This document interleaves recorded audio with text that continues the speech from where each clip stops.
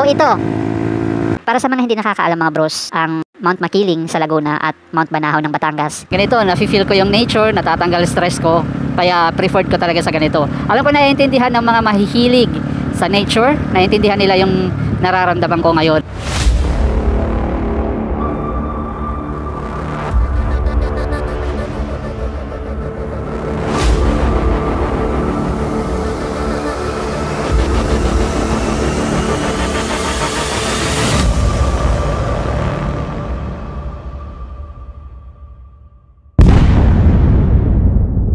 Buenos dias mga bros, today is April 1, 2024. Around 1 PM na po tayo, eksaktong 1 PM. Andito tayo sa part ng Laguna. At ito yung OBR ko for today. May dalawa tayong OBR. Galing tayo sa long weekend. Hindi kasi pwedeng iwanan to dahil walang kasama. Yan lang kayo ha. Dadahan-dahanin lang natin para hindi kayo magulat. Bye bye. Bye bye. Hinihingal sila dahil sa init pero hindi kasi umiinom eh. Tara, let's go mga bros. Dito tayo dadaan sa favorite kong daanan. So once again mga bros, magandang hapon po sa ating lahat, o kung anumang oras yung napanood ang video na to, magandang hapon, umaga, gabi. On the way tayo sa ating home sweet home. At dito tayo dadaan sa Tagaytay Calamba Road. 4 na options yung pwede natin daanan actually, pero dito tayo. Ito yung pinakagusto ko kasi nakaka-excite sa akin yung parang backdoor na daanan, dahil parang anytime na dadaan ko sa ganyang klaseng daanan, parang palaging may adventure. Ayoko dun sa city. Merong kaparihan itong daanan na to, kaso malayo. Dun tayo sa Rizal dadaan nun papuntang Cavite, para iniikot mo yung na mapapalayo tayo. Meron naman tayo dito sa Batangas na way to Tagaytay, di ganun ka nakaka-excite kasi dadaan na rin tayo sa parang city. So dito perfect sa akin. Alam niyo naman ako mga bros, mahilig ako sa nature na lugar. Doon na ako nagkakaroon, nakaka-feel ng adventure, excitement. So kasama nga natin itong dalawa nating OBR, kita ba yun yun, kita natin si Panther and Tiger. Again, April 1 ngayon, mga alauna na. Ito simpleng ganito lang mga bros. Kahit mas malayo siguro to, dito pa rin ako dadaan kasi malayo nga, wala naman traffic, ma-enjoy mo yung kalsada. Doon ka sa malapit, halos pareho lang kayo ng takbo o oras ng biyahe, pero ma-traffic naman. So ganito, nafe-feel ko yung nature, natatanggal stress ko, kaya preferred ko talaga sa ganito. Alam ko naiintindihan ng mga mahihilig sa nature, naiintindihan nila yung nararamdaman ko ngayon.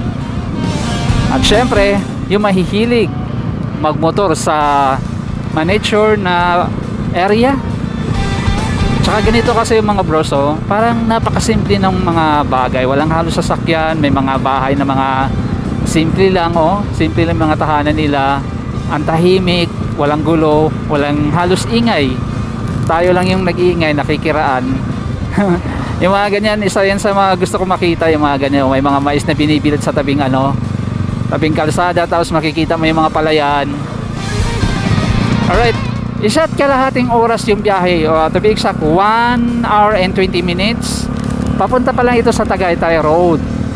So maybe another 1 hour mahigit papunta sa ating home sweet home Rosario, Cavite, galing naman Tagaytay.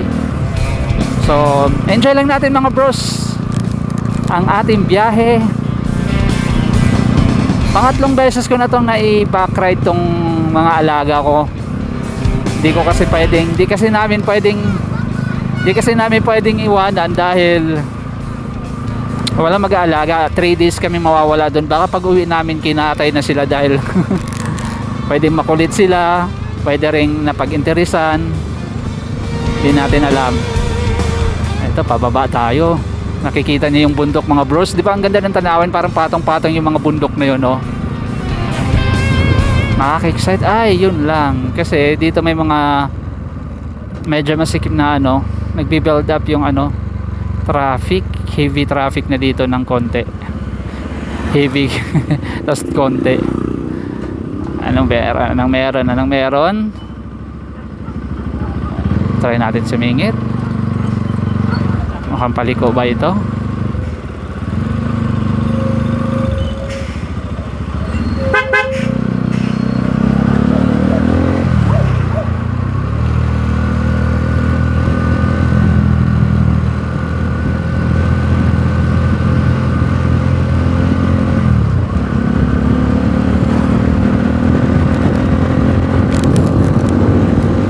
Oh, sarap ng hangin, ang lamig. Yung mag-ina ko, nag-commute lang sila kasi masyado na masikip dito pag pag sinabay pa natin. Ilang araw din kaming, syempre sinamantala natin yung long weekend. So ang dami nating mga inikot-ikutan, pinasyal-pasyalan kasama yung family. Kayo ba mga bros, kamusta naman yung long weekend nyo? Kayo ba ay nakapamasyal, nakapaligo? Ang daming naligo, from swimming pool to dagat to ilog to river. Ang grabe, punuan talaga. Grabe, no? Napakasimpleng buhay, no? Kala mo wala sa nasa malayong province yung ginahe mo.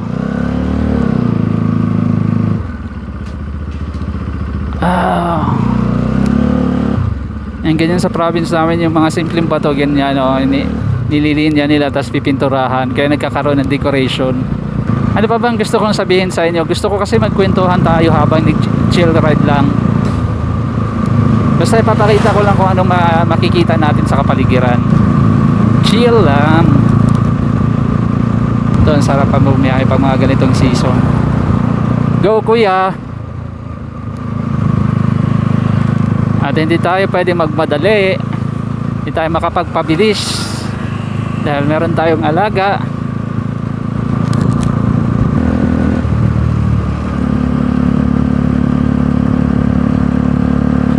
Private property. May mga parang pan-tourist bus yan,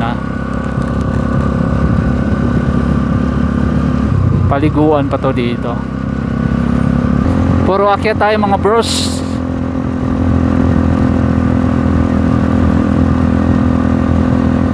Puro akyat to dito sa part na to. Kaya lumalamig din yung klima kumpara dun sa kanina.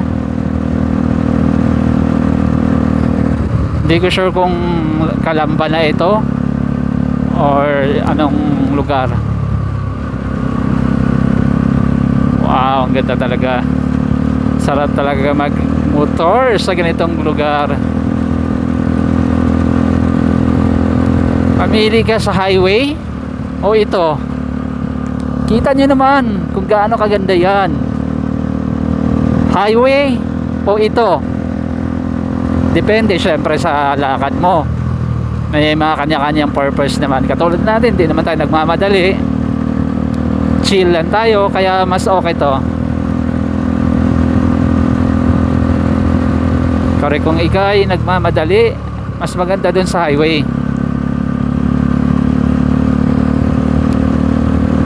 Depende, syempre depende rin sa ruta mo. Oh, sige, go kuya.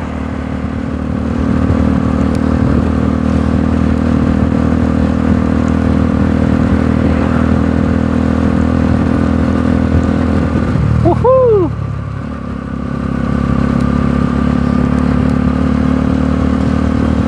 Ganda ng bundok.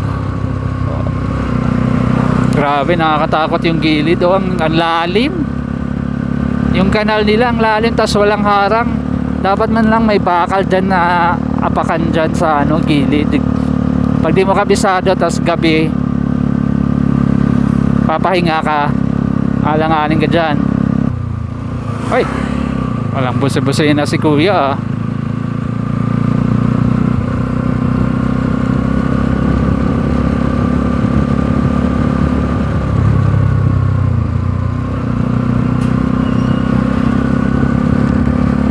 Ang sarap mag-ride. Grabe. Woohoo! sarap. Gusto ko sana magpalipad ng drone kaso makulimlim.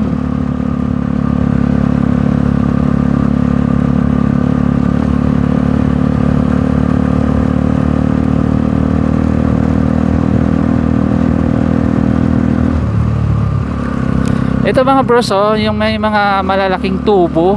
Hindi ko sure kung gasolina yan o ano. Tubig. Hindi ko sure. Marami yan dito sa part na to eh. Chill lang tayo mga bros kasi ano, gusto ko lang ma-feel yung lugar.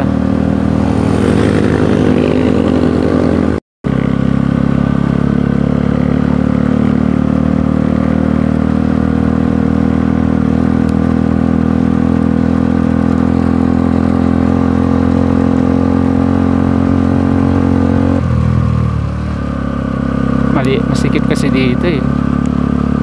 Hirap dito magpalipad. Ano kaya kung magpalipad tayo? Saglit lang mga bros ha. Subukan natin magpalipad. Tabi lang natin naman na.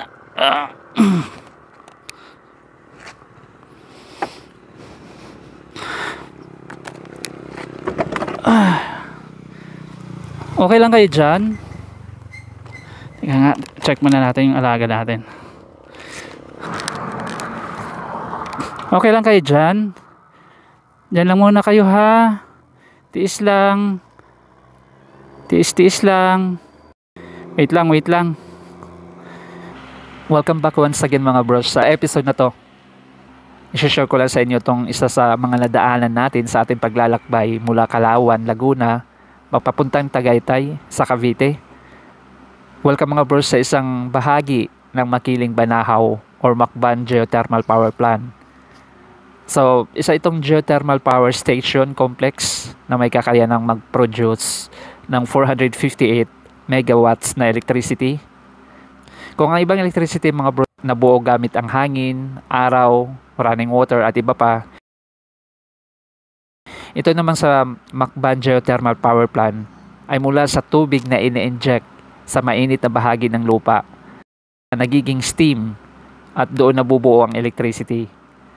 So parang pinapakulo ang tubig mga bros, yung singaw nun, yun yung nagiging electricity.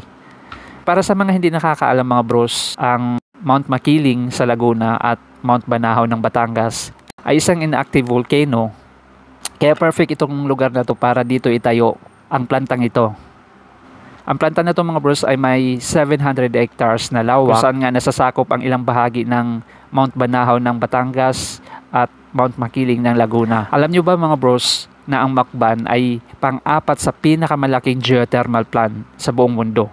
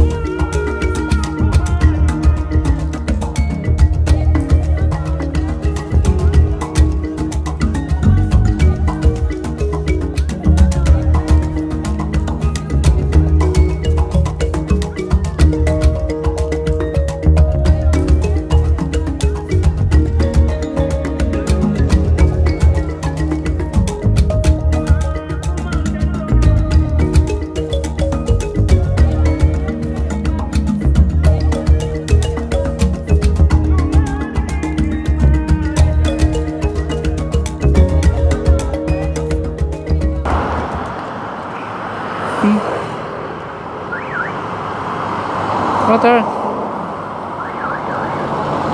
Hey. Pantera.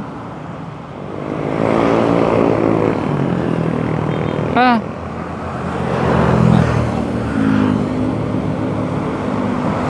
Ah.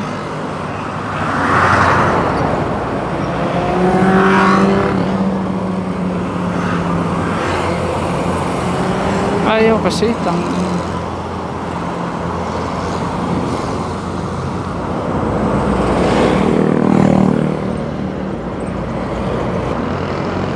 baka aksidente yung mabuksan, mahirap na, laglag kayo. Okay, tibay na to. Diyan muna kayo ha, Tiger. Diyan muna kayo ha. Panther, lapit na tayo ha, Panther. Ano, nausda? Ano po, alaga ko po yan.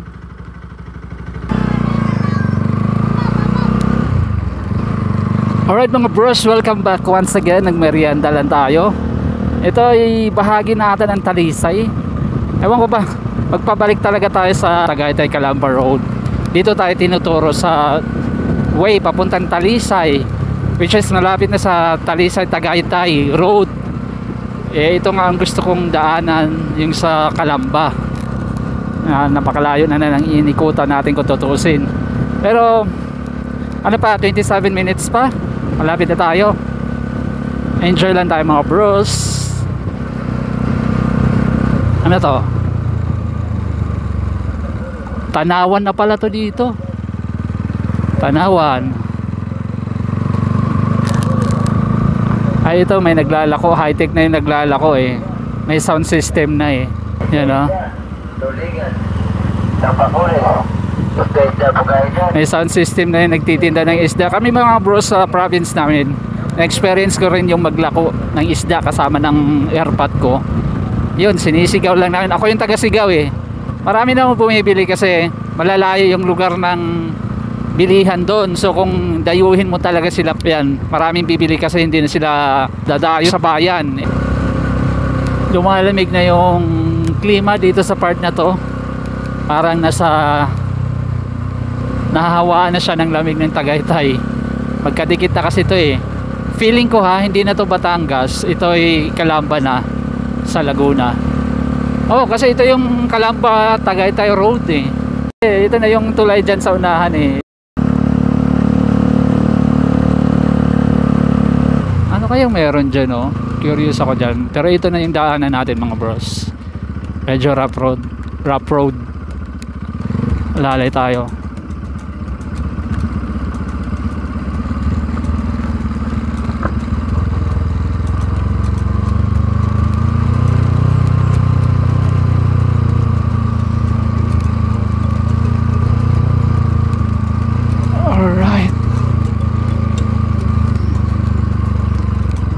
Tayo, marami atang dayo ah. Mainit yun dito tayo pepesto, pero pipicture tayo dito, palipad din tayo ng drone. Ayos lang kayo dyan, tiis lang ha, tiis lang, malapit na.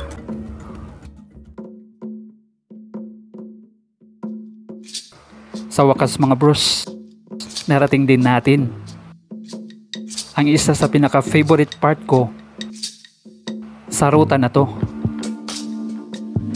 Welcome mga bros sa Mabatubongo Bridge. Ang pangalan ng tulay na to mga bros ay mula sa dalawang barangay na pinagdugtungan ng tulay na to. Ang Barangay Bungo na sakop ng Calamba, Laguna, at Barangay Mabato. Tuluyan na nga nag-connect mga bros ang Tagaytay Calamba Road. Dahil ang tulay na to ay 100% ang tapos. So pwede na madaanan ito. May ilang part nga lang ng kalsada na kasalukuyang sinesemento pa. Pero overall, pwede na itong daanan. Mag-enjoy ka sa biyahe mo dito mga bros, kasi bukod sa walang traffic, mapapalapit ka pa sa nature. May ilang barangay ka madadaanan, pero halos wala kang makakasabayang sasakyan. Kaya smooth lang ang biyahe. Sa Tagaytay side naman, madadaanan mo naman ang ilan sa mga tourist attraction ng lugar na to. Ang Tagaytay Calamba Road mga bros ay isang 2 to 4 lanes na kalsada.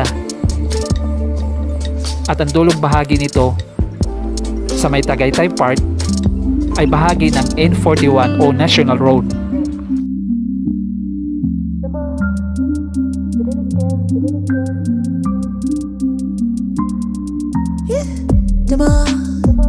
Did it again. I tapped in now every day felt like Sunday. That's the plan. Got a place where we can get away. Got a place where you can buy your bag. It's like they blinked and I done found my swag. Don't let me lose the room, but tell them that if you really wanna see a difference, gotta slow it down. It's you versus you. Just see it through. Do what is true to you, 'cause you can't focus on everybody else and you're so did it again. I tapped in now every day feel like Sunday. That's the plan. Got a place for you to hide away. Watch out for the red flags, 'cause you don't wanna end up on the wrong side. That's a different view, that's a different you, it's a different you. Improving yung daanan nila, oh.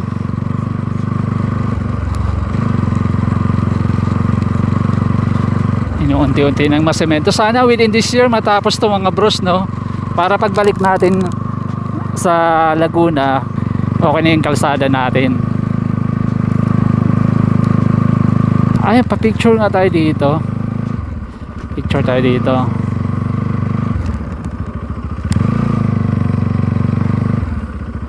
Picture tayo.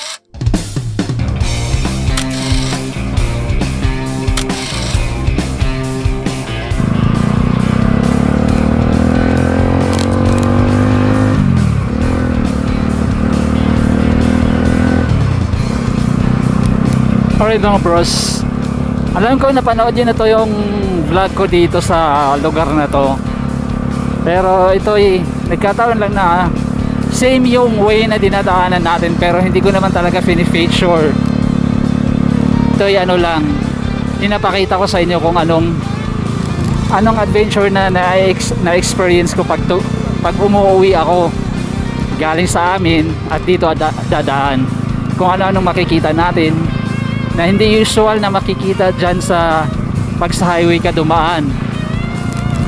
Kaya dito, pauwi ka na lang, sabi ko nga, pauwi ka na lang, may adventure ka pang may encounter.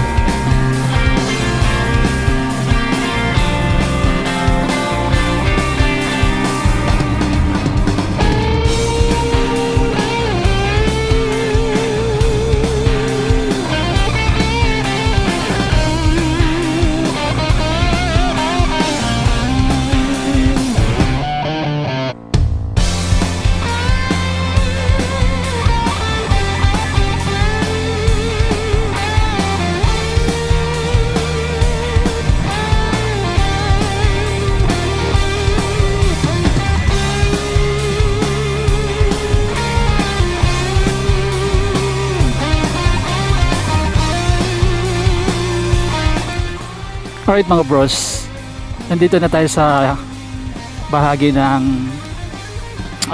Tagaytay part ng kalsadang ito. Kawawa. Kumusta na kayo? Panther! Tiger! Panther! Last na lang to. Last na tigil na to. Dire-diretso na to. Para itigil kasi namin mga bros kasi nagpapalipad tayo ng drone, kumakain, papahinga. So ito tuloy-tuloy na to. Sa pagkalampas natin dito, tatapusin ko na rin yung video na to.